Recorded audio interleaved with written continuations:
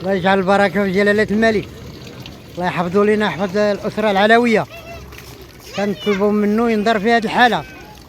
الواقعة فيها العافية بدات من عندي، ولكن أنا ما حاضرش. عيطوا لي الناس، بعد جيت لقيت الأسد ديالي كله مشى، ووليداتي لداخل فكهما الناس اللي هما فيهم الخير. دابا الوليدات ديالك اسيدي فين كيباتوا؟ كيباتوا عند الناس.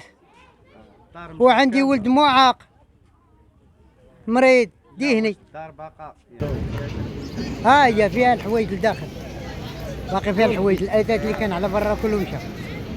فيه ماكن، فيه ثلاجة، فيه فران، فيه توب ديال عباد الله، فيه بزاف الحوايج، كل شيء ضاع عليا.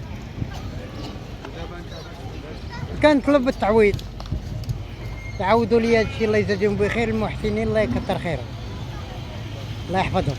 وما السلطه اسمو راه قامت بالواجب وجات شافت. سبا لدعوة الفاعلين الجمعويين بمنطقة المزابيين، بمنطقة المكانسة الجنوبية، بمنطقة عين الشق. فهاد الناس هادو راه خاصهم يعني اللي يعاونهم.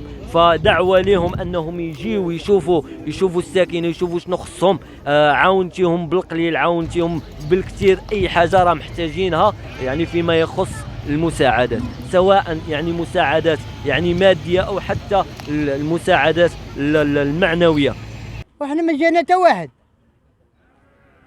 على حسب درنا بحسابهم، خصهم تا هما يديروا بحسابنا. قال لك الدار ما تدخلوش ليها، حنا ما دخلناش، ولكن هما قالوا لكم ما تدخلوش للدار.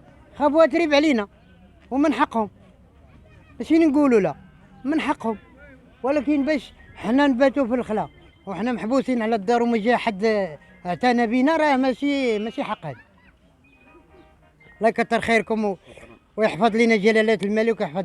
داروا الواجب ديالهم، ماشي نقولوا حنا راه ما داروش، راه ما خدموش، راه ما جاو.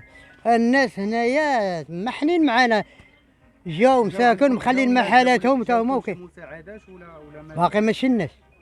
كذبوا على الله، شي حاجه اللي شناها راه مازال.